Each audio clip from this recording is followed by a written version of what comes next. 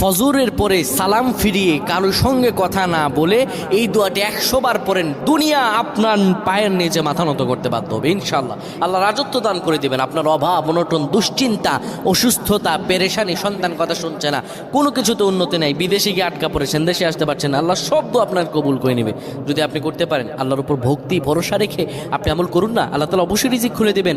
আল্লাহ তাআলা আল্লাহু খায়রুর রাজিকিন, আল্লাহ হচ্ছে উত্তম রিজিক দাতা। আল্লাহ আপনার তো অবশ্যই কবুল করবেন। আল্লাহ বলেছেন উদউনি আস্তাজিব লাকুম, আমার কাছে চাও আমি দিয়ে দিব। এই কথাগুলো তোমরা শেয়ার করে দিবা, ফ্যামিলি সবার কাছে শেয়ার করবা। তুমি আমল না করো সব পাবা যদি তোমার একটা কথা অন্য কেউ শুনে আমল করে। আমার প্রায় ভাইরা, ফজর নামাজের পরে নবীজি কখনোই আমলটা ছেড়ে দিতেন না।